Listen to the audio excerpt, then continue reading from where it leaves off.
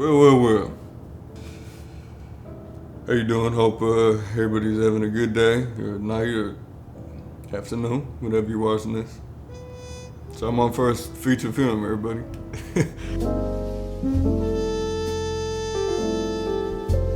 Probably wondering how I went from shooting music videos with no budget on a A7S III to DPing a $1.4 million feature. Yeah, no idea how that came about. No, I mean, truly, this fact that I even had this opportunity just had to be a God thing. I mean, I don't really see any other explanation of it. My goal is to make this video what I wish I had heard before I shot my film, if it makes sense. Just advice, mental, everything going into it. Briefly to explain how I got involved, back in November last year, they were looking to shoot a proof of concept.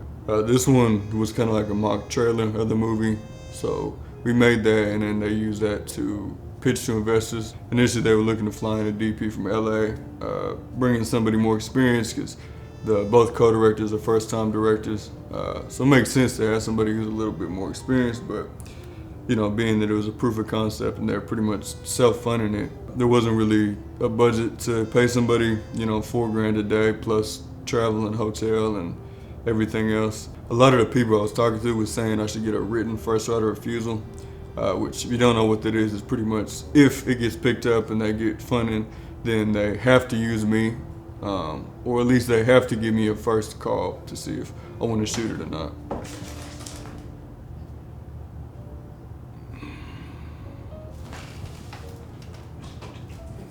Something to me just didn't really feel right about doing that.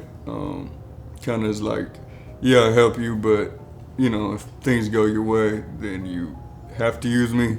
And I just don't really want to work with anybody who doesn't want to work with me. I mean, I know that sounds common sense, but contractually binding myself to shoot the movie just sounded like it would cause more problems than good. Anyway, long story long, pretty much I just told them, you know, if it does get picked up, just think about using me. You know, if you like working with me, if you like the images I produce and energy I bring to set, leadership style, just think about me.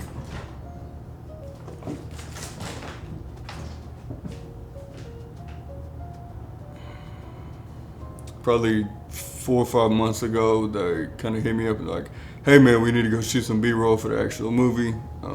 Would you be down this day? I was like, yeah, sure, whatever. So I'm thinking, you know, I'm just helping out with some second unit stuff. And then when we're shooting the B-roll, the director's like, yeah, man, so we're looking at this month through this month to shoot the movie. So if you just want to put a tentative hold on those dates. Like a few months later and we're going into prep, and a few weeks after that, we were starting principal. It was pretty cool because we ended up using a lot of the same actors from the trailer on the actual feature. So it was fun because even on day one, it was like, just felt like getting the gang back together. All in all, it was a really great experience. Definitely one of the hardest things I've ever done, but I mean, just, you know, literally living the dream, shooting a movie. Like, what else do you want to do with your life? A few technical things to get out the way for you nerds. We shot on the Mini LF with signature primes. We did have 2 cams, but we kind of just day played the second cam. Didn't have a second camera operator. I operated a cam. The second AC just bumped up whenever we needed 2 cam shots. All in all, we had like 45 to 50 in crew. And then on certain days when we needed more, we had up to like 70 or 80 on the bigger man days. Shooting schedule was just about 5 weeks. We had a few B-roll days and pickup days, things like that. We had outside of day 0 where we had to shoot some stuff that would get comped into a TV. We did 5-day weeks, thank God. Rudy, get down.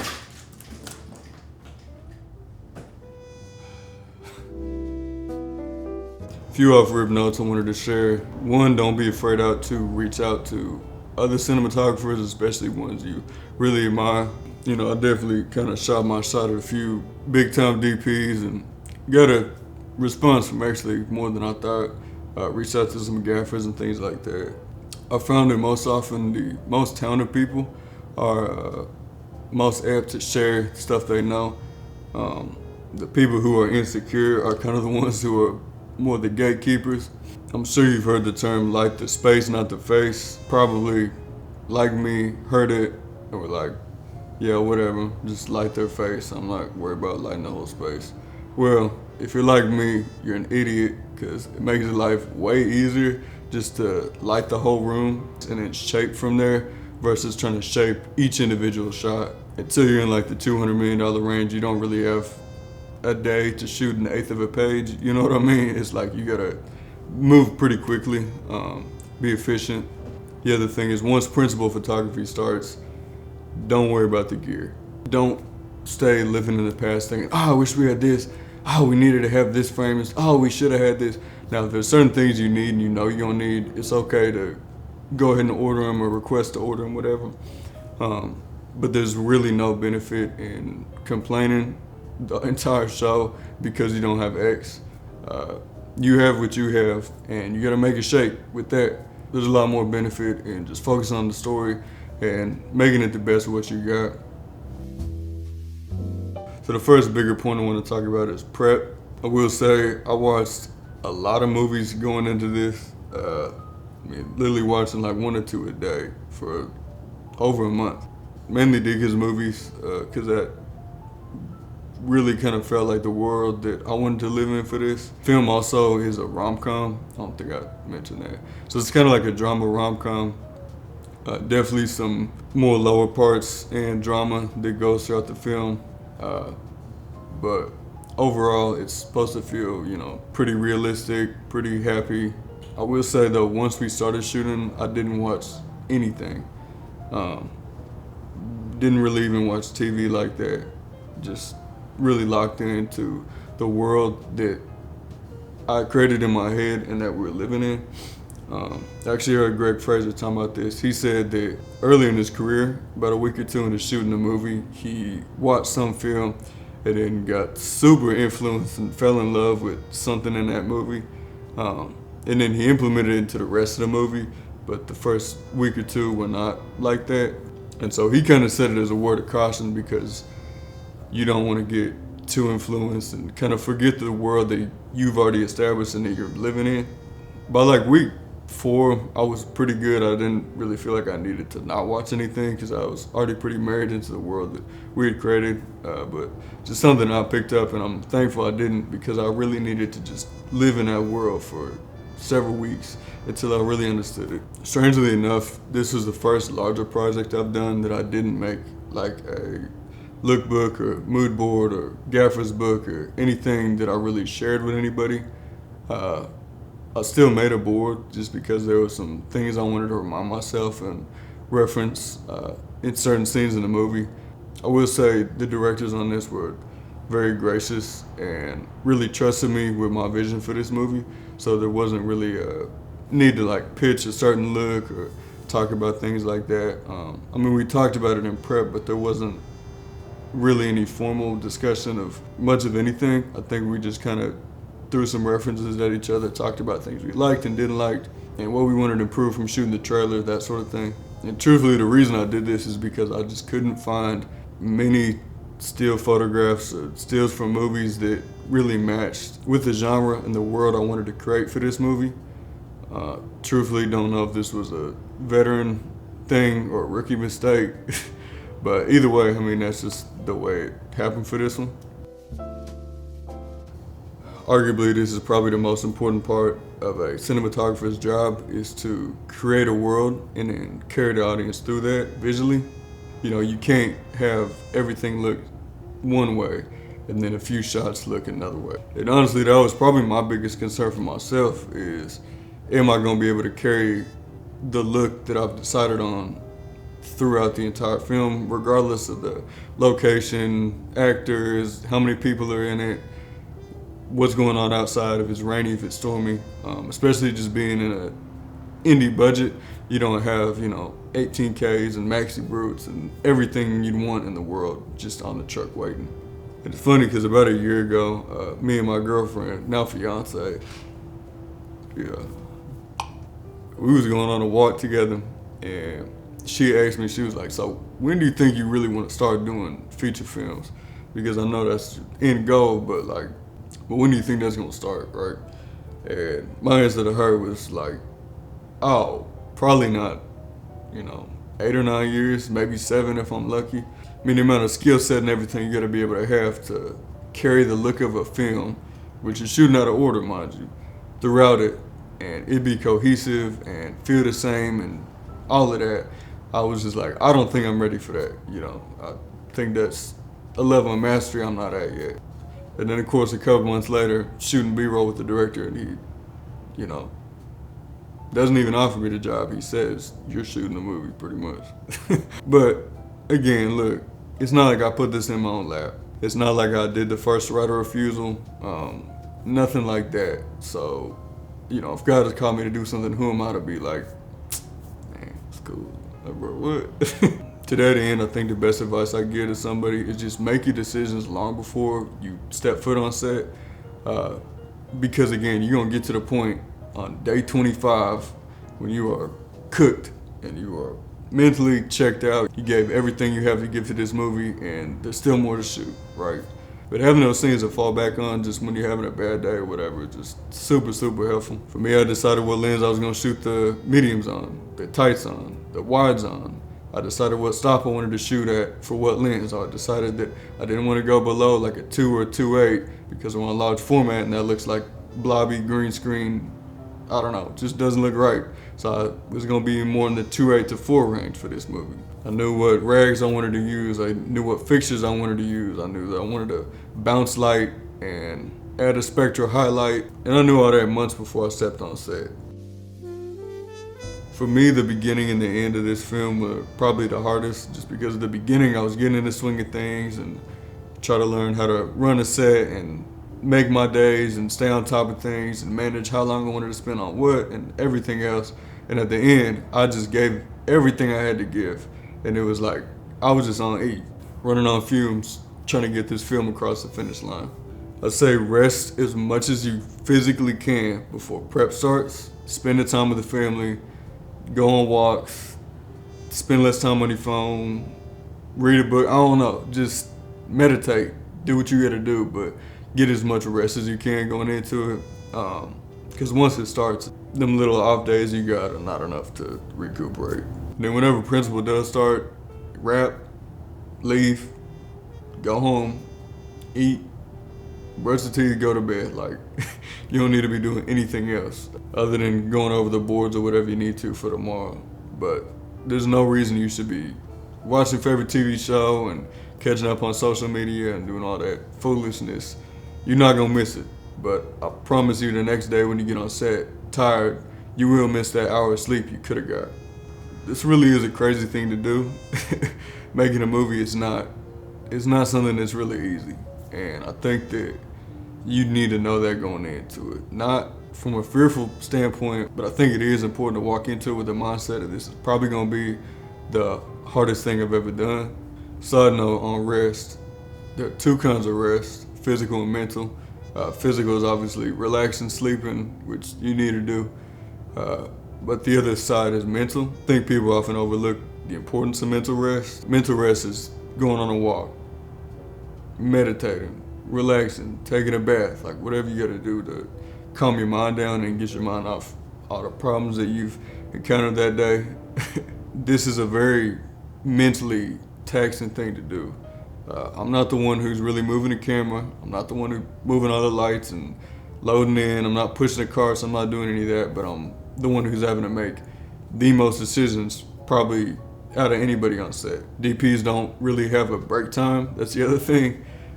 Directors, when they're setting up, they can go get a LaCroix and chill at Crafty and talk to the actors, whatever they gotta do. DPs, you gotta be on set when they're shooting. You gotta be on set when they're setting up. You gotta be there before so you can walk through and talk through things, and you gotta be there after. So you don't really have a time to get away and go down to Crafty and get a drink. This is like day 18 or whatever, and I was just trying to go down to get a LaCroix from Crafty. That was the thing. I feel like I never got to get my own drinks. I always had to send somebody to get it. So I was like, you know what, today I'm gonna do it.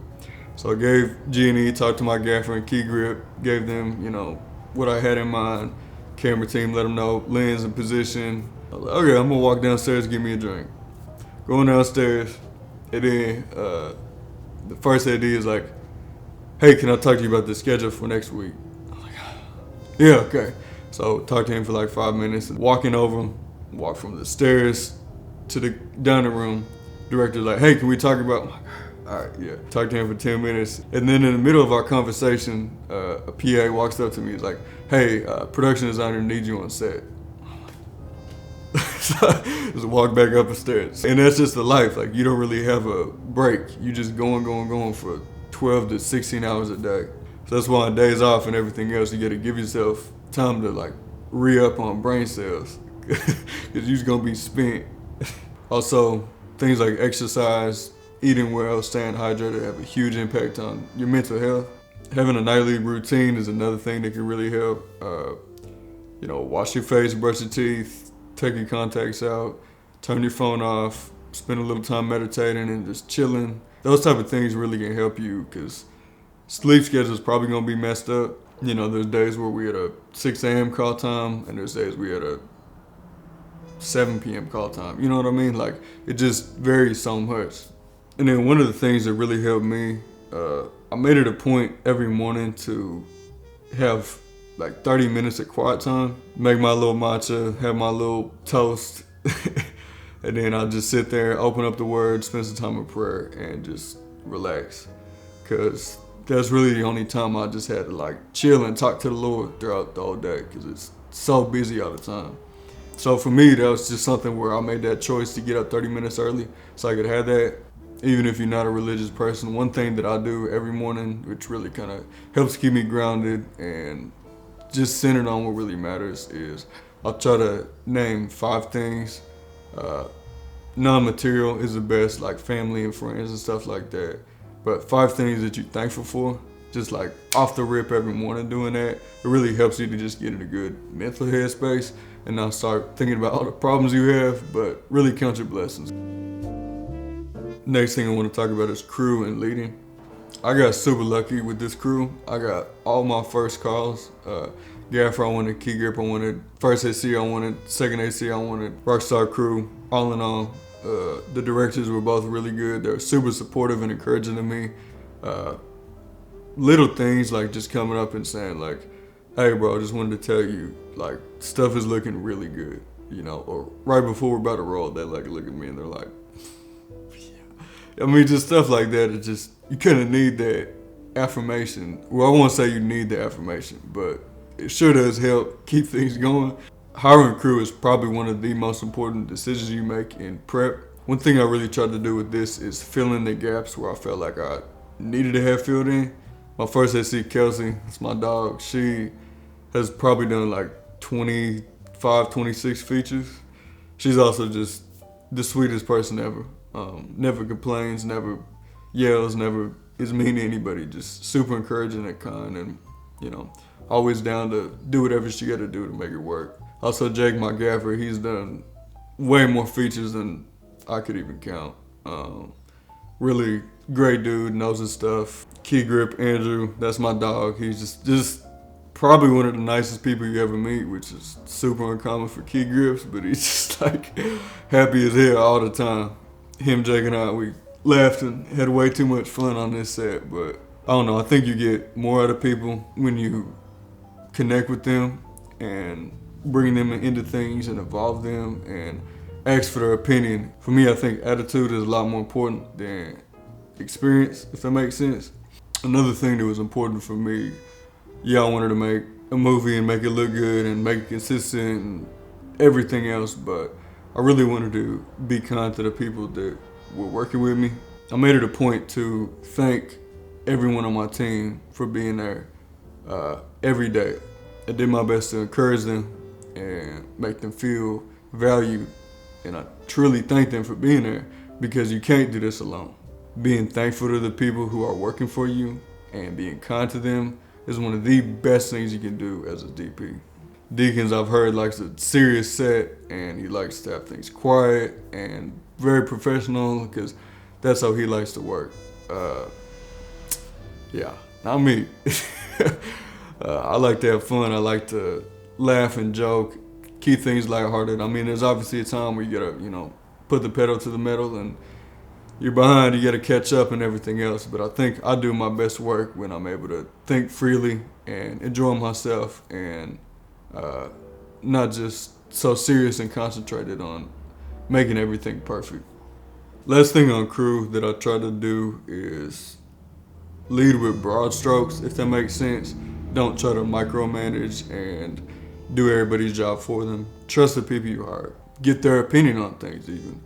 Oh, do you think we should do this? What do you think about this? Well, here's what I was thinking. Do you think we should do that or do something? I mean, just little things like that where you're involving them in the process. You're going to get a better end result because you're not being a dictator and you're allowing people to, do their job.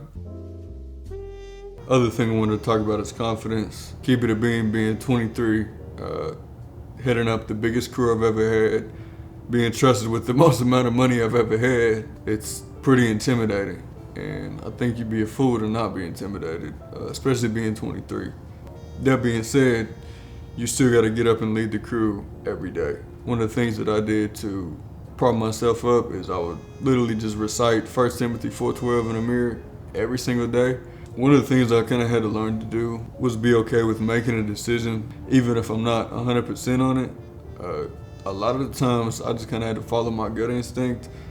And I think a big thing for me is being cognizant of the time you have and the schedule, but also not settling, because there's plenty times where I could have been like, it's good enough, whatever, let's shoot. And there were some times where I just had to be like, okay, all right, it ain't great, but it'll work. And a lot of that being factors outside of my control. There were 2, 3, or 4 days where we got rained out. Not rained out, but it was like, first ID walked in and was like, okay, we got a storm headed our way. Looks like it'll be knocking on our door in hour 30. So we're gonna shoot this scene out in 20 minutes and wrap up and go home. Klein, if you're watching this, I'm sorry. That was a terrible impression of you. I mean, yes, your job as a cinematographer is to carry the look throughout the film, do a lot of the subconscious work for the audience so they can focus on the story. All of that is important, but at the end of the day, you gotta make your days. Make your days meaning shoot what you owe for that day so you can stay on schedule and, have a movie. One of the things I realized about being a DP who operates is 99% of the time, you are the physically closest person to the talent, pretty much all time on set. The thing I really tried to implement on this movie, dang, it got dark as a mug. Looking like a Wonder DP video now. Hold on. So what I really tried to implement is establishing. What's up, sissy? Come on, you wanna come up here? She wanna be in the video, y'all. One of the things I tried to do was establish a relationship and a connection with all the talent, just because I think you kind of have to act as like a comfort blanket for them sometimes, because look, as stressed as you might be, I promise you, the person in front of the camera will always be more stressed than you, because they're the ones who are really going out there and putting themselves exposed to the whole world on the stage. And I would know this because I actually had a cameo in the film. And let me tell you that one line I had, I was more stressed about that one line than shooting the entire movie. So take it from me when I say it is stressful as all get out trying to put yourself in front of that camera. So that to me is where it's really important, since you're physically the closest person to them at 99% of the time while we're rolling, you gotta be able to encourage them and give them some level of comfort. And some people need it more than others, but plenty times when they're being very, very emotional take or say a joke or whatever, and I could feel after the take, talent would kind of look over at me and I'd just give them like a little or something like that, just a little encouragement. Because especially when you're working on indies, you're not gonna have DiCaprio who's like, I know I'm the dude, you ain't gonna tell me. You're probably working with people who don't have, this might be their first feature as well. I think it's important to, the same way you encourage your crew, be that person if nobody else is for the talent. I gotta be honest, like literally without my fiance, there's no way I could have made it through this film. Cooking, cleaning, doing my laundry, going grocery shopping, taking care of the cats. I talk to my grandma every single day and just having her pray for me and sending me encouraging texts, saying she loved me and everything. My mom was praying, my pops was praying. It took a village, but that's okay. I'm thankful it did, because if I could do it on my own, I'd probably be arrogant. And to be honest, I could not have did this without God, truly. And probably the biggest thing for me on this film was realizing that I don't want to do it without God.